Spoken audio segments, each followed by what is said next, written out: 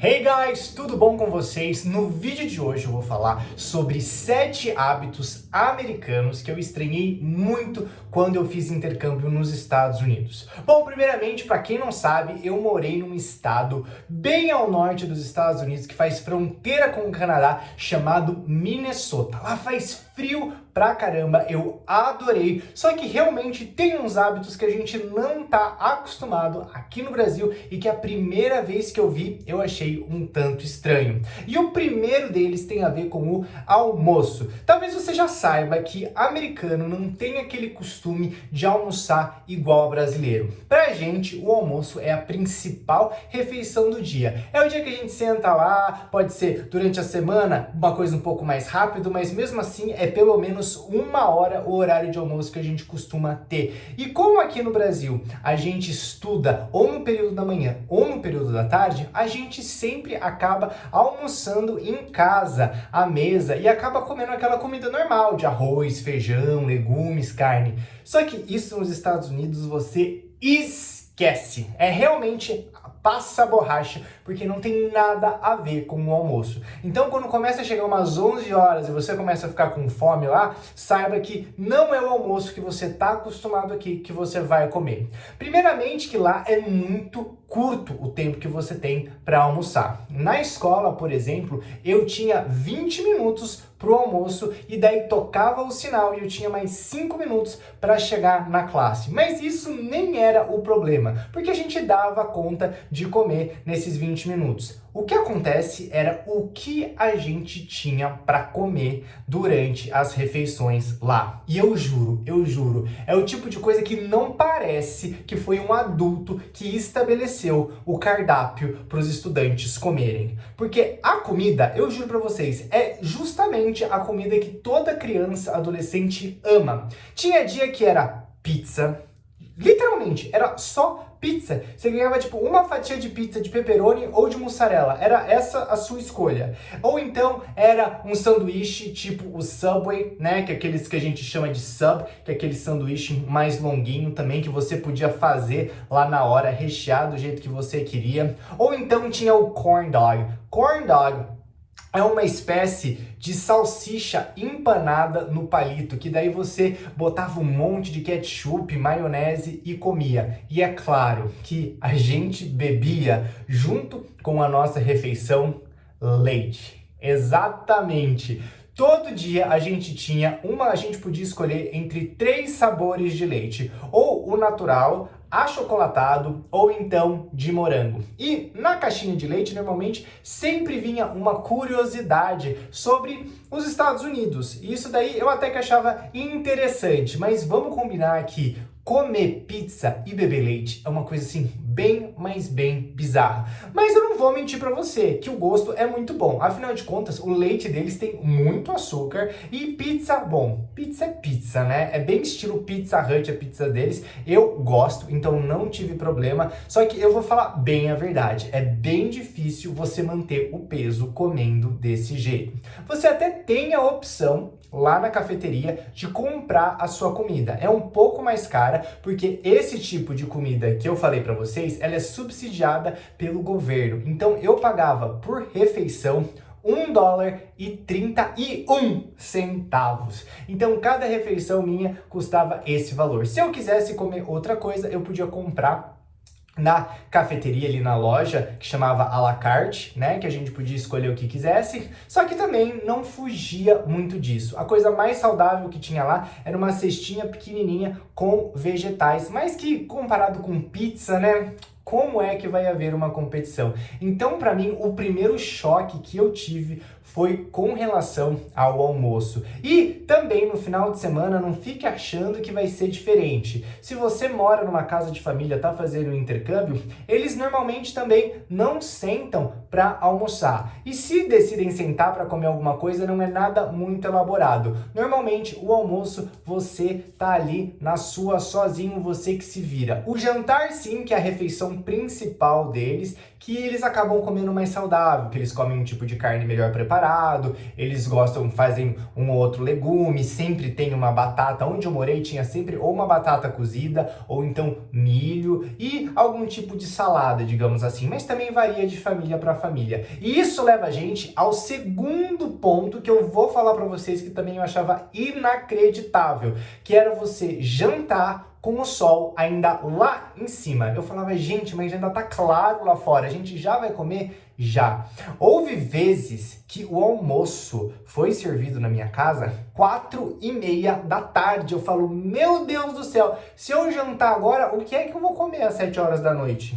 Então isso é muito comum, mas muito comum mesmo, eles servirem o jantar lá pelas 4:30, 5:30 da tarde. 7 horas, 8 horas, nem pensar. Agora, o que acontece é que chega esse horário mais à noite, né? Você começa a ficar com um pouco de fome e aí você começa a beliscar, o que é um problema também, porque daí você vai nas junk foods, vai nos salgadinhos, vai nos docinhos e aí, ó, é um problemão. Então, assim, até que essa refeição é saudável. Eu lembro que essa refeição a gente comia bem. Só que o resto, meu filho, olha, eu vou falar pra vocês. Era literalmente uma combinação absurda de açúcar e guloseimas extremamente salgadas, mas que tem um gosto muito bom também. E continuando no quesito de comida, uma coisa que me chocou, e esse daí é o nosso item número 3, é com relação à pizza lá. É claro que a pizza, como eu falei, a gente já tá um pouco acostumado, porque tipo Domino's, tipo Pizza Hut, que é uma massa um pouco mais grossa. Normalmente eles não têm também muita variedade. Eu lembro que eles costumavam ter pepperoni, mussarela, a pizza vegetariana, a sausage, que era com carne, e eu acho que era praticamente isso, era 4, 5 tipos de pizza e se vira aí. Só que eles faziam uma coisa que eu achava assim, chover no molhado. Porque imagina, cara, eles colocavam queijo ralado em cima da pizza. A pizza já é cheia de queijo. A pizza é praticamente queijo. Aí você vai lá e ainda joga queijo ralado em cima. Eu falei, mano, why? Why? Eu realmente assim era fora de questão. E quando eu contei pra eles que eu colocava ketchup, aí eles tiveram um nojinho. Eu falei, ai meu Deus do céu, pelo amor de Deus, pelo menos eu mudo um pouco o sabor, né, que tá indo em cima, porque colocar queijo em cima de queijo é bem redundante. Mas eu não vou mentir pra vocês, que ao fim do meu intercâmbio, eu já tava botando queijo ralado em todas as pizzas. Porque, querendo ou não, queijo é bom pra caramba, eu adoro, então quanto mais queijo, melhor. Eu até entendo esse hábito. Mas que a primeira vez que eu vi a minha mãe americana jogando queijo ralado em cima da pizza, que eu estranhei. Então vamos para a quarta coisa meio bizarra que eu vi lá, que, assim, não é louco porque é extremamente correto, mas não é prático, né? Que é a questão do troco. Nos Estados Unidos, eles têm mania de, assim, o negócio custou $3,97, você precisa pagar $3,97. Não adianta você dar R$3,95 e achar que paga. Não paga. Vão faltar 2 centavos. E eles também vão te devolver religiosamente centavo por centavo do seu troco. Então, se você deu $4 e era R$3,97, eles vão te devolver os 3 cents que faltavam. Não, assim, realmente, é incrível. Você pode até falar, não quero, mas eles vão fazer questão de te dar, aí você faz o que você quiser. Se você quiser doar, é com você, mas eles vão te devolver. Isso é algo interessante também, que em vários locais, principalmente loja de conveniência de posto, eu via muito isso, eles colocavam uma espécie de caixinha só para você colocar esses troquinhos de 1 centavo, 5 centavos, né? Mas principalmente de 1 cent, que a gente chama até de penny, né? Esse tipo 1 cent, em inglês a gente chama de penny. E é interessante porque eles usam essa caixinha exatamente quando eles não têm o troco no caixa, ou então que você, tipo, é o que eu falei, você tem R$3,95, faltam 2 centavos, aí você pode usar esses 2 centavos que estão ali na doação para você pagar. Então é o tipo de coisa que eu falei, nossa senhora, olha só que insano isso, né? Eles realmente se importam com o troco religiosamente. E já que a gente tá falando de dinheiro, dólar, isso leva a gente à quinta coisa que eu achei bem bizarra nos Estados Unidos, que é com relação ao imposto por fora, a primeira vez que eu fui lá e eu fui fazer uma compra, e principalmente com relação a eletrônico, né, que é um valor um pouco maior, então você pega, vê lá o preço, sei lá,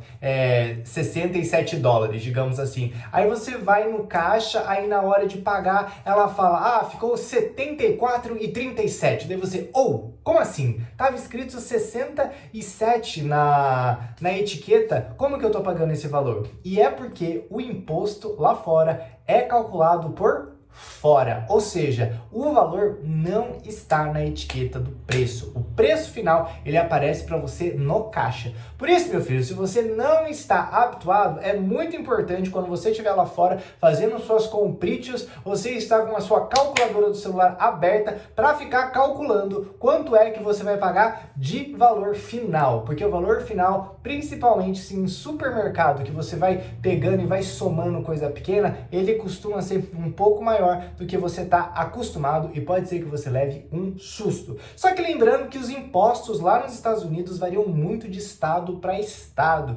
Então, tem estados que nem cobram impostos em boa parte de comidas, tem outros que cobram diferente. Bom, que seja. O importante é que quando cobra, tá por fora. E você pode levar uma surpresa no caixa se você não estiver preparado.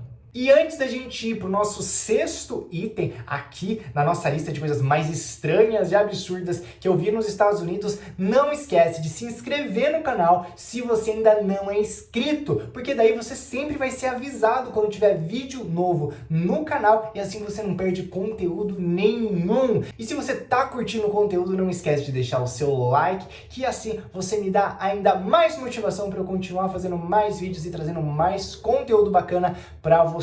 Vamos então para os nossos dois últimos itens aqui da minha lista de coisas que me chocaram nos Estados Unidos. O sexto item é algo que eu vou falar para vocês que é meio chocante mesmo. Assim, principalmente se você gosta bastante de animais, tem bichinho de estimação em casa, que é algo que, pelo menos aqui no Brasil, eu nunca vi ninguém fazer. Pode ser que exista gente que faça, mas eu particularmente nunca vi. Que é a questão de os gatos, na maioria das casas, terem as suas garras retiradas por completo. Exatamente, ou seja, eles não têm unha nenhuma garra. E eles fazem isso porque os gatos, eles ficam presos dentro de casa o tempo todo. Gato nos Estados Unidos normalmente não sai, gato doméstico fica em casa, principalmente nos estados onde tem períodos longos de frio, mesmo porque senão ele ia morrer lá fora. E como eles vão ficar dentro de casa o tempo todo para que eles não danifiquem os móveis, as cortinas, até o carpete, os donos acabam tirando todas as garras do gato, tanto das patas traseiras quanto das dianteiras, para que eles não estraguem nada. E isso é feito, acho que logo quando eles nascem. Então é algo que me chocou um pouco, porque afinal de contas, a garra faz parte do gato, né? Ele usa muito, principalmente para subir e para escalar. Isso daí foi uma coisa que eu fiquei meio assim, né? Puxa, é conveniente pra gente, mas uma puta sacanagem com o gato, coitado. E o sétimo choque cultural que eu percebi da diferença entre Estados Unidos e Brasil é com relação à maneira como as pessoas lá são mais diretas. Independente de serem adultos ou adolescentes, eles não ficam enrolando tanto. Eu quero deixar também bem claro que é diferente do europeu. O europeu é direto ao extremo, ok? Um alemão, um holandês, eles são muito mais diretos que o americano. Mas comparados a nós, o americano ainda é bem mais direto com relação ao que ele quer ou ao que ele não quer. Ou seja, se você vai marcar de sair algum dia e você perguntar pra pessoa, quer ir lá na minha casa, a gente vai comer alguma coisa, assistir um filme e tal, se a pessoa não puder, ela simplesmente vai falar não. E aí, pra gente, isso daí às vezes parece um pouco rude, né? Porque dá uma ideia que você não vai porque você não quer. A gente sempre acha isso daí com relação ao não, né, que a gente recebe. Então, pro americano, isso daí não faz sentido. Para ele, se ele pode, ele vai, se ele não pode, ele fala que ele não pode ir, né? E ele não fica criando desculpas mirabolantes, não. Se ele não pode ir, ele simplesmente fala, não posso, não posso porque tenho um compromisso. Ou então, não posso porque estou cansado. Imagina só, aqui no Brasil falar que você não pode sair porque tá cansado, depois que você desliga o telefone, o outro já liga pro outro amigo em comum e fala, você acredita que carinha falou que não vou poder sair porque eu tô cansada? Pelo amor de Deus, né? Aqui não existe isso. Se você fala que você não pode ir, você tem que dar uma desculpa muito elaborada para que a outra pessoa engula. Só que lá não. E também, se você for levar uma bronca, fizer alguma coisa errada, você vai levar uma bronca. Principalmente em estabelecimentos públicos ou na escola. Se você fizer alguma coisa errada, eles não vão pensar duas vezes em chamar a sua atenção em público. E às vezes, eu vou confessar que isso é meio chato, que você fica morrendo de vergonha, às vezes você realmente errou sem perceber ou sem conhecer o que estava acontecendo, ou sem conhecer como é que funciona aquela realidade que você tá, aquele contexto, porque para você é novo, daí você faz alguma burrada e a pessoa já vem com você assim, brava, falando, não é assim que se faz, no, what are you doing? Loucura. Então, assim, pra gente que é latino, que leva as coisas um pouquinho mais pro lado pessoal, né, a gente acaba ficando meio magoado. Mas, na verdade, também não é pra ficar magoado, porque eles não têm essa visão de que eles estão fazendo algo contra você. Um feedback nos Estados Unidos é realmente pra você melhorar na maioria das vezes. Não é uma coisa simplesmente para te atacar. E agora, é óbvio que vai ter um bônus, né? Eu vou jogar aqui ainda uma oitava coisa que realmente me marcou muito nos Estados Unidos. Só que isso daqui é algo que, na minha opinião, é extremamente positivo. E isso eu achava demais. Que é com relação ao elogio.